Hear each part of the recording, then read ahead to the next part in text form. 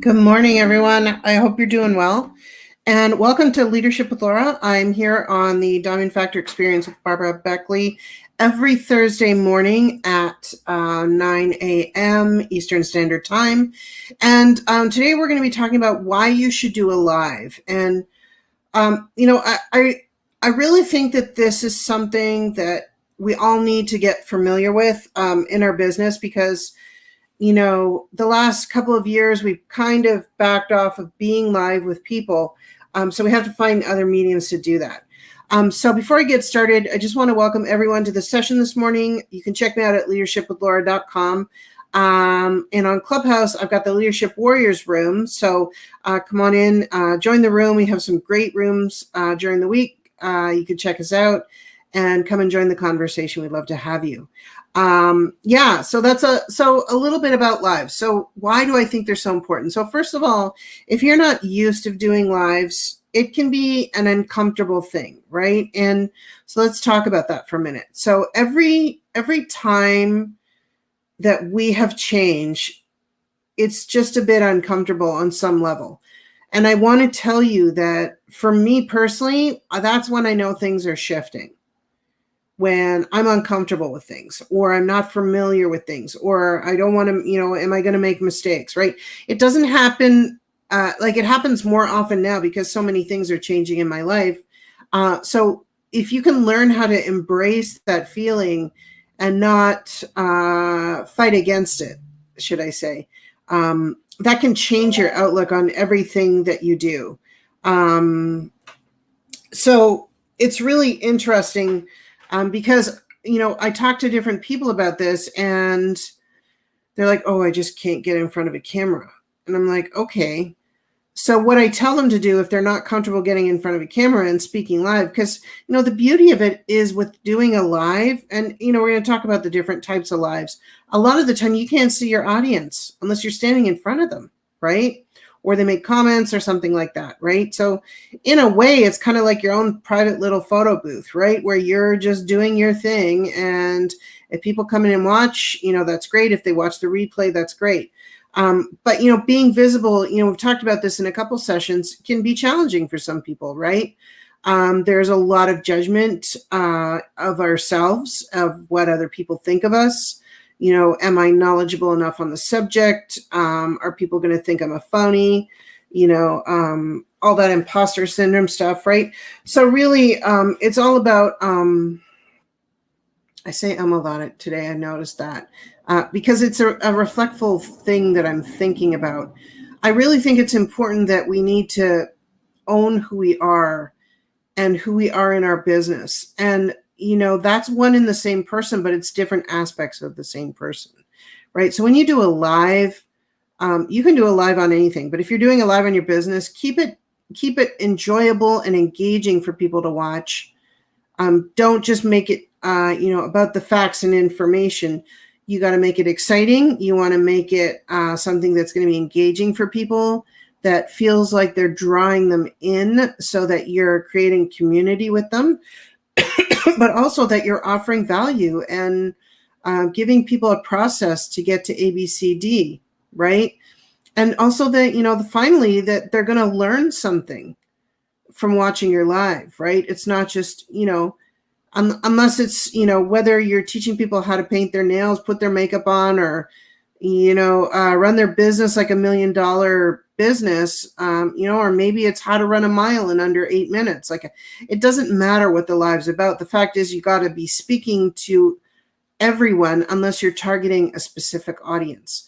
So when you're talking on your live, sometimes a lot of people, to get comfortable, they'll do a short script, right? They'll do a short script with some points so that you can read off of as you're going through it. Oh yeah, I wanted to talk about that. Oh yeah, and now I want to cover this, right? So that can just kind of cue you to get you more comfortable in the live. Because I really feel like it's important to have content that you know about. And if you don't know it, research it. Because until you research things, there's always more that you can learn. For me, I have a lot of knowledge about communication and leadership, and I'm researching things all the time. I'm constantly learning. I'm looking for new ways to grow, to help my clients grow, to help the people I interact with learn new things, right? So you can make your lives engaging. You can tell jokes to engage people at the beginning. You can have some sort of branding that you do, whether you open with something or you close with something. It's all about you and what you want from that, right? So the other thing too is I wouldn't make your lives unless they're a planned webinar or a training session more than 2 to 3 minutes. You will lose people unless it's highly engaging. You'll lose people. If you look at those reels, they're like 30 seconds to a minute, right? And people can be engaged for that long, and then they're on to the next thing. So make your life short, and don't talk in a monotone voice like this and get through the facts and then, okay, thanks for joining me, bye. You've got to be engaging. Use your hands, engage with the camera, look professional. So doing a live, so that's just a little bit of tips about doing a live. So keep it short, be engaging, make sure you know your content, offer value, and make sure that you've got a call to action for people. That would be the last thing that I would say on your live. So don't get you on there and just do an informational live, do a call to action. You'll notice that almost all of my videos, I get people to contact with me. At the end of this video, I'm going to talk about my free 3-day leadership challenge for you to take advantage of. There are lots of things that you can do for a call to action. It can be something as simple as setting up time to chat with you. So you put your Calendly link in there and people book time with you. So being visible is really key. Now, doing different types of lives, why you need to do lives and why it's so important is you're building yourself. You're building yourself. You're building your brand. You're building where you want to go in the world, right? And you can only do that by expanding who you are so that other people know who you are. Because honestly, the power of referral, there's nothing more powerful than the power of referrals, right? Did you see this person? Did you see that live that she did? She talked about this. It was pretty cool. Here's the link. You should check it out, right? So make sure that when you're doing lives, you're getting the word out about it. Now, I know a lot of people do their lives on YouTube. So one thing about YouTube, just be careful if you are on there, they actually own that content. So they can pull it down at any time. I use Vimeo, but I also use YouTube, but I keep a copy of everything on Vimeo.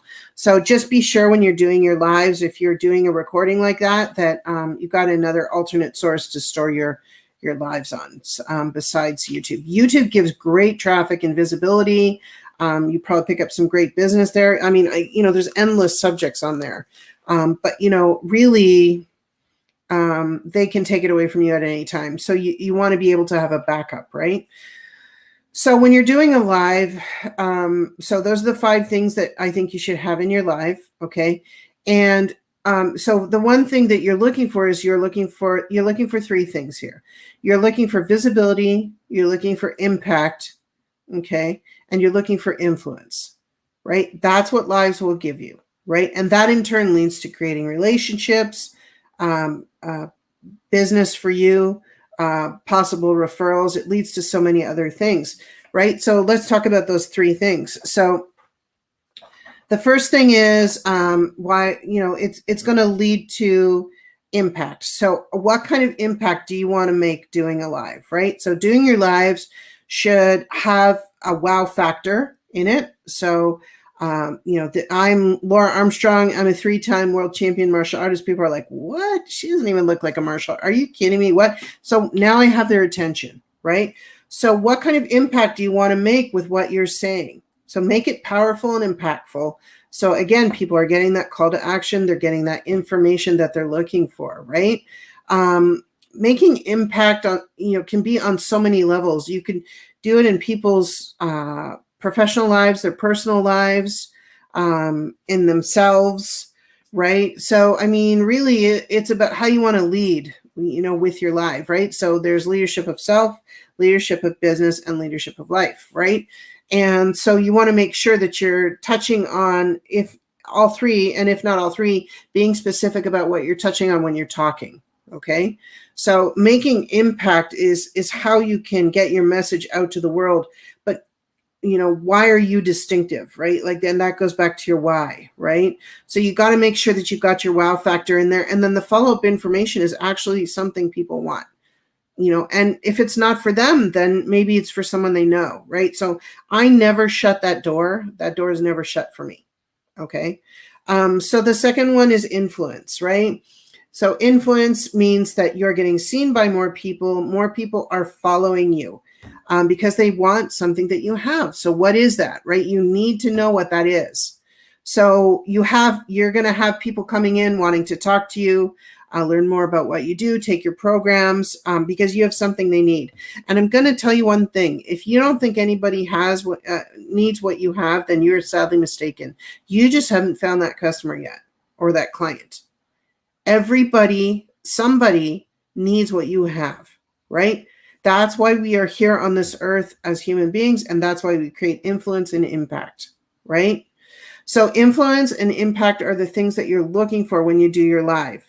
And the third one we talk about is visibility, right? So visibility ties in with influence and impact. They all work together, right? So visibility is something, and that can show up in different ways. It could show up in a live setting. It could show up in Clubhouse by the number of followers you have, how active you are on social media, how you engage with your clients. Are you invited to speak a lot? Do you belong to organizations? I think groups, especially on LinkedIn, are underused. I think that's something that's untapped by a lot of people.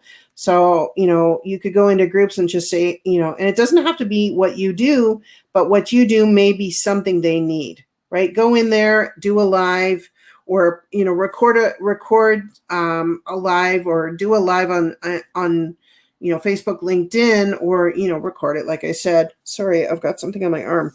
And then what you can do is you can post it into LinkedIn or Facebook or whatever your medium is. And into groups, like you can share it into groups and make comments about it. And that's just going to get a lot more visibility because people are like, hey, did you see this video? I've never seen this person before, right? But boy, they had some pretty good content there, right? So again, it's coming back to your wow factor. What is your content, call to action, and what is the subject matter that you're the expert about that people need? So, doing a live can really, people want to engage with other people in a live setting. And if we can't see other human beings in, face to face, doing a live is the next best thing. And that's why it's become so popular. It's also probably one of the easiest things to do to beat the algorithms on a lot of these social media platforms. They want people doing live video. How many times do you get stuck in the Facebook black hole looking at videos of cats? I've done it, right? So, and it just makes me feel good, right? So I do it. So is what you're offering going to make people feel good, right? Like, is it going to give them that warm, fuzzy feeling? Do they want to stay watching what you're talking about, right? So think about it that way. Like, what makes you feel good, right? So, and how would people want to see what you have presented? Right? So don't make it just informational. You've got to expand yourself, right? Expand who you are, expand how you connect with people, do the script. It just makes it easier. A lot of the time when I'm working and I'm doing a recording, I'll have the Word document up on my screen. And though I'm not in my recording, I'm reading from it. And the beauty of having Zoom or something like that is you cannot tell I'm reading from it because I engage with the camera. And that just kind of is a trick that I use sometimes when I have a lot of material to cover and I know I'm not going to be able to memorize everything word for word, right? So you can do that, right? So a live is important because, okay, first of all, it creates visibility for you, it creates impact, and it creates influence, okay? Now, what do you do? Now, what are the mediums that you're using to get it out there, right? A lot of the time what happens is when you're doing a live, you can put it out there, but make sure that you've got some sort of archive where you're putting everything, because you can keep pulling that stuff out and recycling that content. For instance, I did quite a few articles on customer experience in my corporate profile. And it's really interesting because though I'm using the same tools I use in my other part of my business, it's just in a different perception, right? So I wrote a lot of articles about this and I recorded all the videos around it. And it's just been really impactful for people. It's great content that is going to allow them to take a little bit of my knowledge away and make it their own, or however they want to look at that. Excuse me. So I really feel like doing a live is going to give you more visibility, more impact that you're looking for, right? Which in turn is going to lead to more business, more income, and influence. And, so a lot of the time, influence is where people struggle because they're just feeling like they're not touching enough people, right? Or their message isn't big enough, and I totally resonate with that. I felt the same way. And then I decided that I wanted to expand my business up and out. And how could I do that? And so remember, I've said this before, you are the sum of the 5 people that you hang out with. So who do you hang out with, right? Who do you hang out with? You want to be a millionaire, hang out with millionaires, right? So it's just really interesting because when you do your live, I want you to be thinking about this. Who do I want seeing this? Do I just want, my people who buy, my products every month, they know me, they love me? Or do I want people who don't know about what my products do and I talk about it, I show them a demo and it's unbelievable. And they're like, what is that? I got to have that, right? So you got to make sure that you're aiming to the right audience when you're aiming, right? So make sure that your message is clear and that you're targeting. And this all comes back to your UVP, your unique value proposition, which is made up of 4 parts. The first part is the problem that you solve, the market you serve, okay, the transformation that you offer, and the benefits of that. If you can get those 4 things into your live, if you're talking about your business, you're golden because you're sending the right message to the right people that you're looking for. It's not everybody. It's not like you're and seeing what sticks, right? You're targeting that message to the people that you want to know. And I always include in my videos how people can reach me. That's part of my call to action. And, and I also, put in there, if, this may not be for you, but if you know of anybody who does need it, then please send me a referral. I'll make sure it's worth your while, right? So I always kind of add that in there. So if that's appropriate, do that as well. Okay. So just to sum up, you want to make sure that you've got your content, do your scripts, okay? Make sure that you've got everything in order of how you're going to present it. And, the other thing that I recommend that you do if you're not comfortable with doing video, so first of all, start doing a couple of videos, live videos to yourself and watch it. It can be difficult at first to watch yourself because you're like, oh my God, it's horrible, right? But really do that, and it's going to give you some clues into what you can improve on, what you need to change, and what's working, right? So when you start to do this, start to record your lives.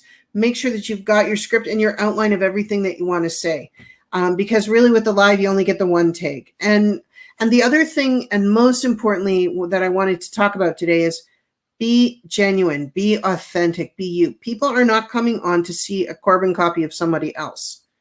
They are there to see you, right? And the other part of that is you never know who's watching, right?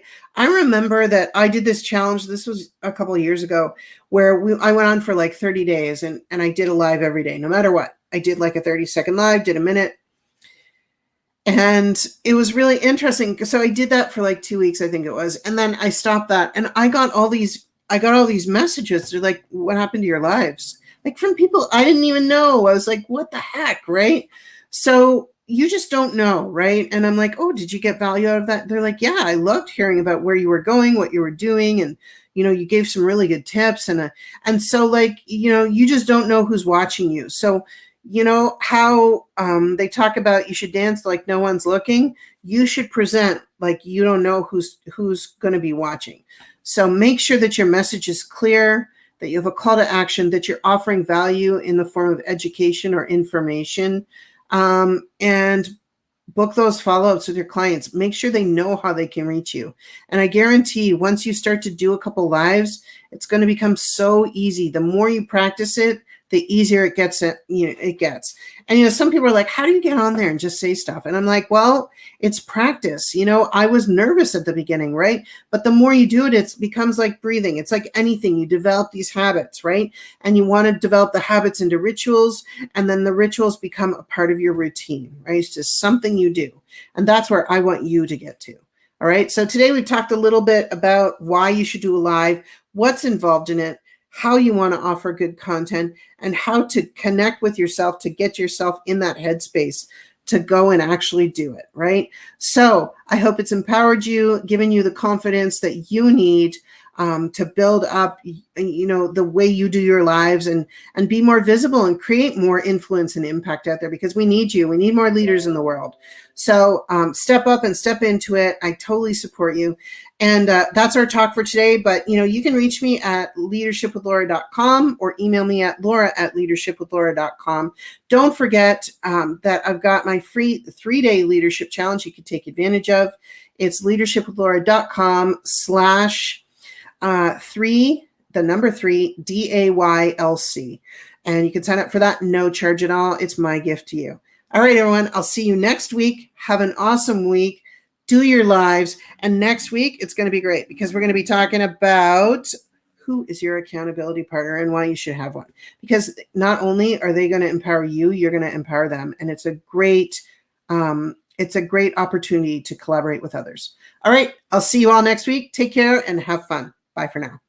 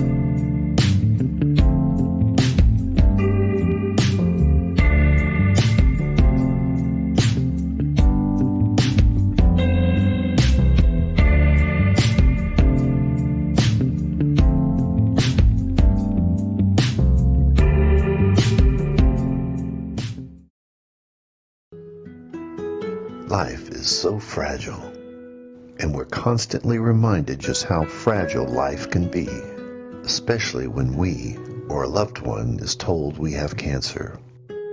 Cancer survivor myself, I can tell you, we still feel very alone in this journey. There's a study that's been shown that patients who are socially isolated have a worse prognosis, have a worse outcome than patients who are socially interconnected. Buddies for Life is a non-profit cancer support group for those whose life has been impacted by cancer. We'll match you with the perfect buddy. Humor, hope, heart, and hugs. Humor, hope, heart, hugs, and a whole lot of love. We're offering you a free membership, so please sign up today. Share this with your friends and family, and support this community in every way you can. No one should face cancer alone. I am a chemo buddy for life. We are a buddies network. No one does cancer alone. Be a buddy. And we are all here for you as a community of love.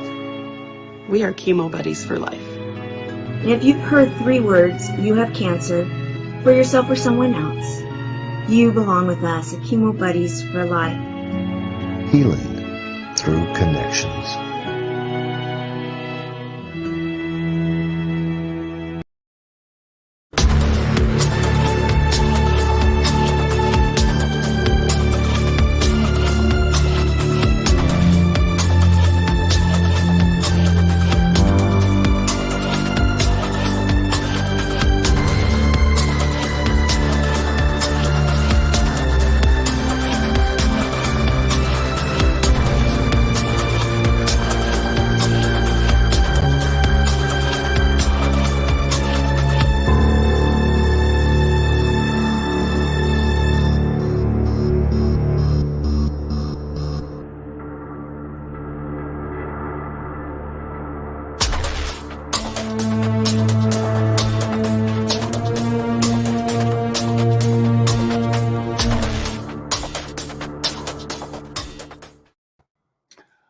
Bonjour and surprise. ¿Cómo se va?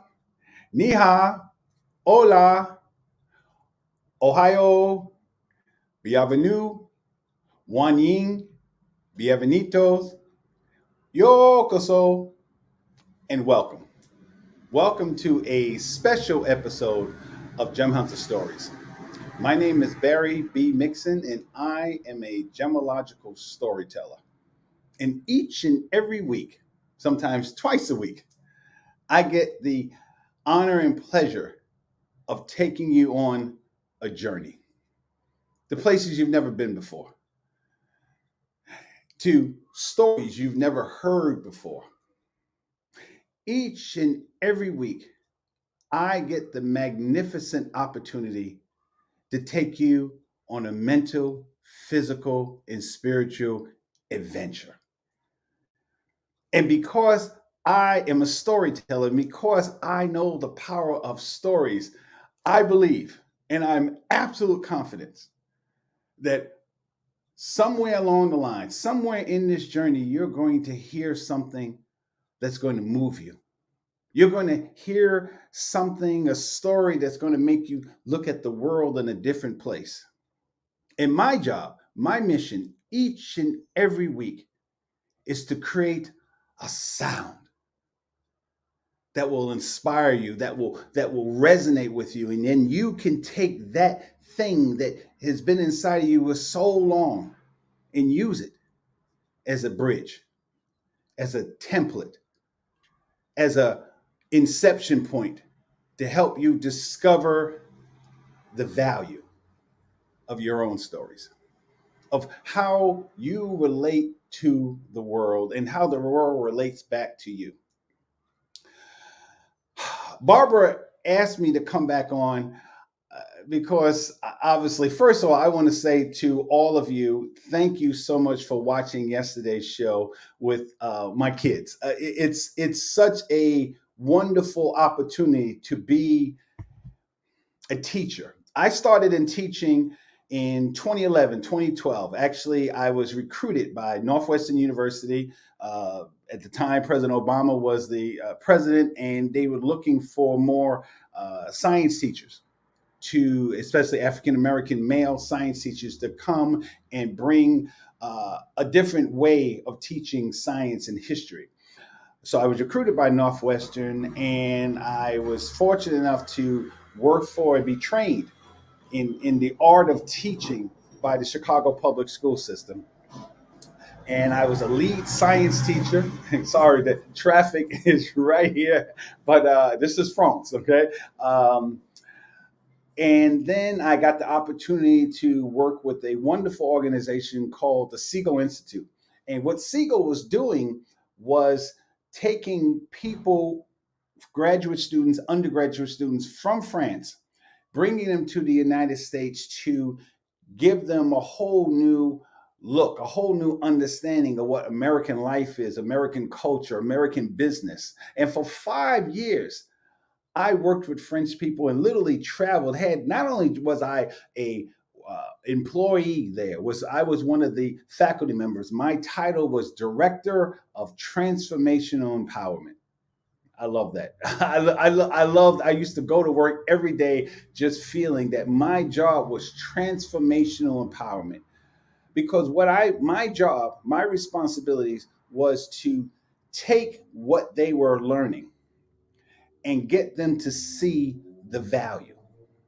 The value of not only who they were as people, what their educational background, what their experiences, the things they had gone through in their lives to get to that point, but how that would relate to the companies that they wanted to work with. And that's vitally important because so many people don't really know their own value. And I use gemstones because gemstones have, everyone understands gemstones. When I say diamonds, rubies, emeralds, sapphires, and pearls, and I know I've said this before, but there's so many people are coming on to this channel, this network, my show, and they still need to hear that.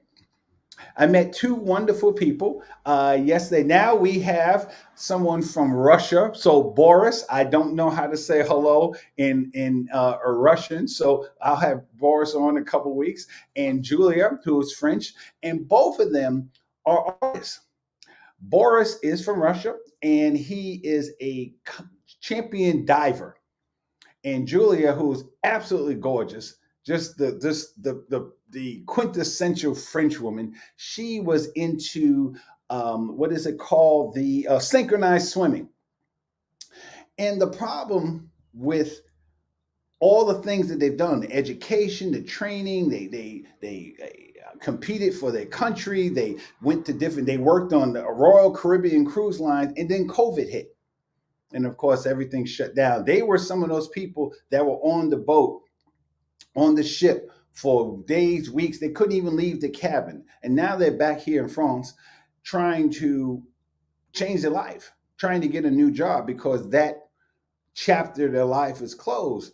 And the problem is in France, you basically list what you do. So I went to this school, I did this is my grades, this is that. So it's all about your education and your experience. And the problem with that type of thinking is that you can't separate yourself from everybody else.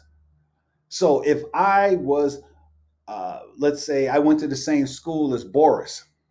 So Boris and I, let's say I went to the State University of New York. We both went to Northwestern.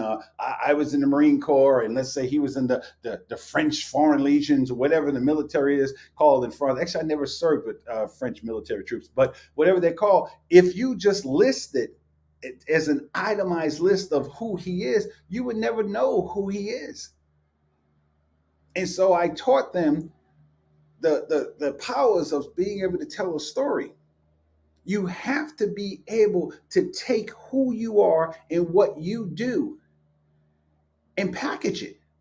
Package it in a way where people can see your value. And it's no different than a gemstone. As I told you, 3 weeks ago, I've been so many places in the last 3 weeks, I have to really think about where I was. But 3 weeks ago, I was in New York. And what I told you, in fact, I wanted to go ahead and put my shirt out here in New York. Doretta, thank you so much. Doretta gave me a shirt before I left just to remind me where I'm from. So New York is in the house. And it's 3 weeks ago, I was in New York studying gemstones. And when you're a gemologist, you just have this box of stones, usually put in nice little packages. They have numbers so they know what it is. But your job as a gemologist is to figure out what that is. And it's a very difficult part of the program. Really, it's the main part of any gemology program, whether you go through GIA, Gemological Institute of America, or GEMA, Gemological Association of Great Britain, or the school I'm now associated with proudly, the International School of Gemology. It's all about gem identification. And I have to say again, what Robert James, my mentor and the owner and president of the International School of Gemology says, it's not, don't try to put a square peg in a round hole. Don't try to figure out what it is. Figure out what it's not. So today's theme, and this is a shortened show, is who are you? Who are you? And more importantly, Who are you not? What can you do every day that you can do without even someone motivating you, without you thinking about it? I didn't have a script today. Barbara just said, "Hey, Barry," literally at 4 o'clock in the morning, because Barbara forgot that it was 7 hours difference. So, hey, what can you say today? So I didn't have a script. So what I have to do is, in talking to you, is figure out, what do I want to say? What's important to me? How do I package that story? How do I package my message in such a way where, as Laura said, that it's engaging for the audience? And those of you who watched the show yesterday, those boys, yes, I had worked with those boys, but it was very kind of a set pattern. So when I asked them, especially Yanni, and we'll go over that tomorrow, we'll go over that in a few minutes. Yanni, who was the first student I worked with, Yanni just heard me saying that I was from New York. And he was like, wow. Other than that, he was just a normal 13-year-old boy. Oh, bonjour. And I was at his mother's restaurant. But once he started hearing the story of who I was or who I am, then he became engaged. I was no longer just the big black guy in his mother's store. I was a person that he wanted to talk to. And then, because once you begin to understand what stories is, then the most important thing is to not only just know your story, but to figure out the story of the person that you're talking to or the company that you're talking to. So that's how I found out that Yanni not only speaks French, but he loves Spanish. That's his favorite language. Then I found out that Yanni his background is Algerian. So that means that I know his mother is from Guadeloupe. So that means his father is from Algeria. So in speaking to him, I have to begin to understand what his story is, that he has chapters in his story. He has characters in his story that if I can speak to, then it creates a relationship. So I had thought about going to the restaurant, doing my show from that restaurant. I had asked Yanni to be a part of it. And of course, Yanni, I saw him. You saw some of the pictures on Facebook. He came and he's playing basketball. Yanni loves basketball, which is another thing he got excited about, because as soon as I told him that I was from Chicago, he just assumed that I knew Michael Jordan. And then I said to myself, he said, "You know Michael Jordan?" Of course, little kid. Sure, I talk to him every day. No, no, that's not true. But he got excited because I come from a place where one of his heroes live. So it creates the relationship. So here I'm ready to get on the show. 10 minutes ago, we're already setting up and everything else. And Yanni is just everywhere. And I said, "Yanni, okay, 10 minutes. He says, "Oh, d'accord." D'accord means okay. But I can tell that he wasn't really there. He was there, but it was just like his friends, Ryan and David, were there, and they wanted to go out there and play football or soccer for us Americans. And I was like, okay. I have a boy that I was going to feature on my show, and he's not really there. So because of my training as a Chicago public school teacher, I was able to bring him in. I know what to say. I know the story that I have to tell in order to get children his age engaged. So I was sitting there for a second. I said, "What am I going to do?" And I saw him outside. He was still outside the restaurant. I said, "I know. Why don't you just invite his friends?" So I went outside. I said, "Gentlemen," I talked to him just like a gentleman. They're looking at me. I said, "Bonjour, comment ça va?" "Oh, ça va bien, bien, monsieur." Okay, then I said, "All right. So Yanni, in 10 minutes, 10 minutes, he's going to be famous." And Ryan, who was the bigger kid in the red shirt, said, "What? Pourquoi? Why?" And I said, "Because he's going to be on my show, and my show broadcasts all over the world." And Ryan was like, "For real?" And I said, "For real." And then David, who's the quiet one in the center, just said, "Wow." And you could tell that look on his face, like David thought he was going to get left out, because Ryan was already like, "Yeah, I'm down." Sign me up. And I said, David, wait a minute, hold on. What about you? What do you have to say? He was like, I want to do that. And then it was the story that pulled them in. Then, so they went from being just three boys, can't wait to go, to coming on the show.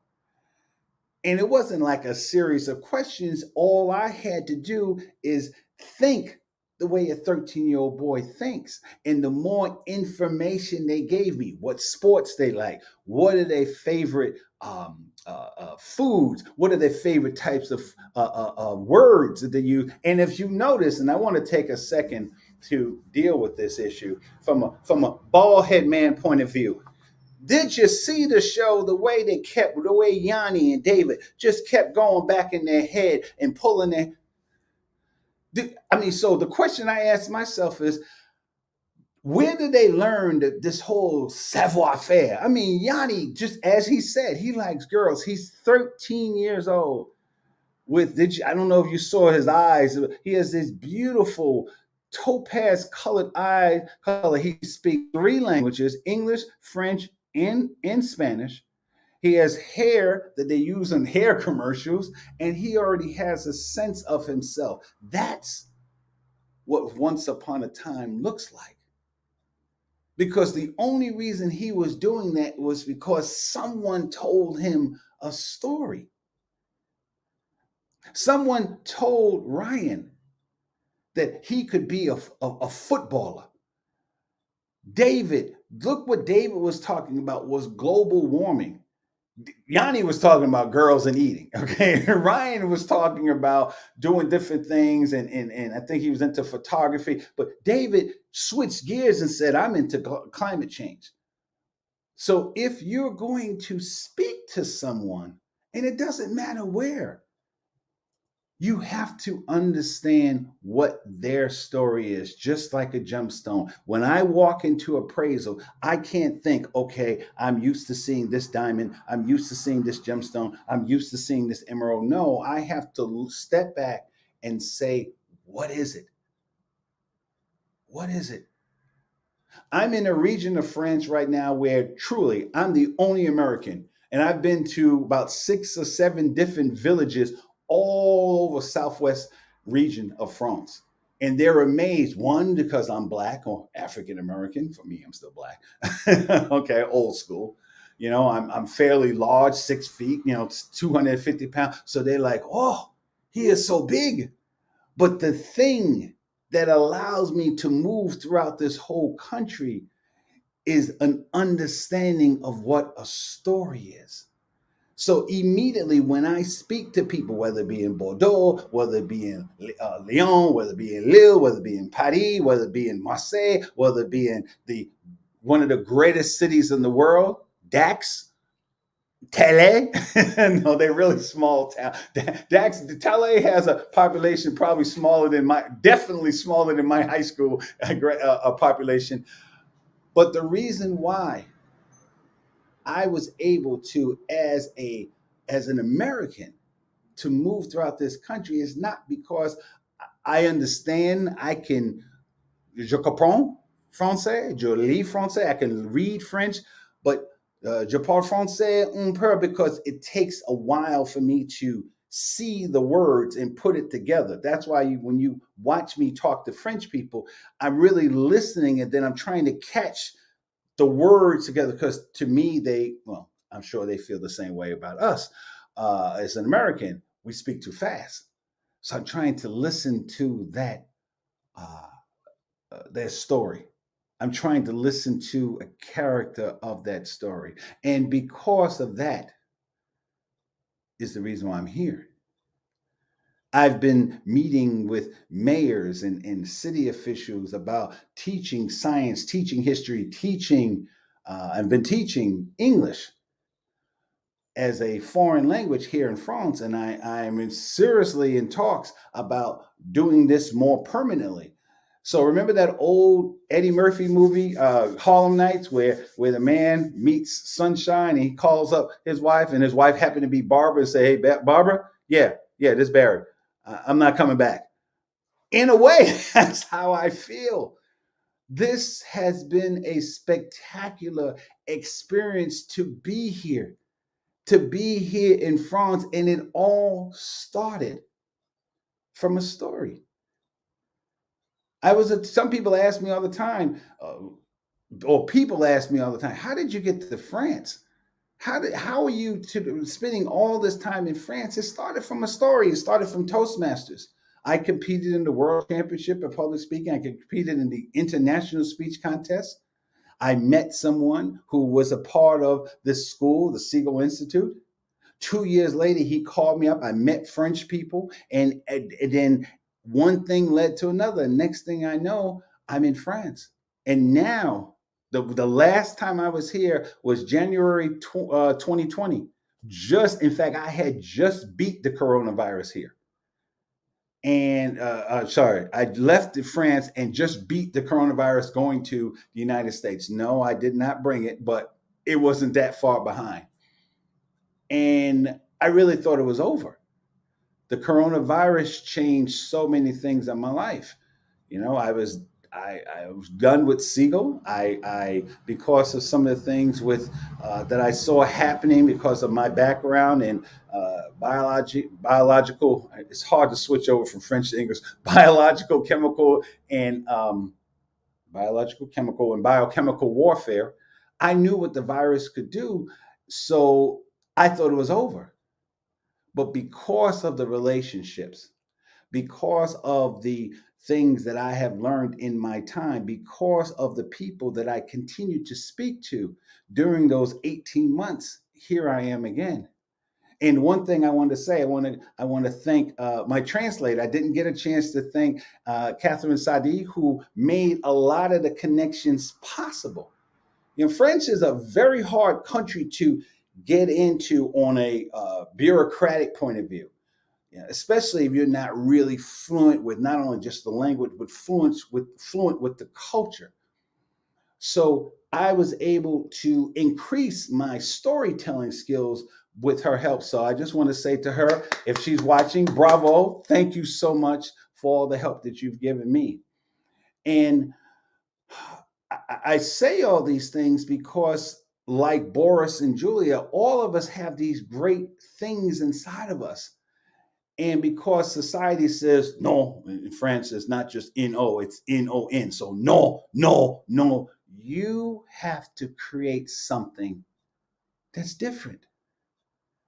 There's 7.8 billion people on the planet. There's 15 million or 10 million jobs that's open in the United States.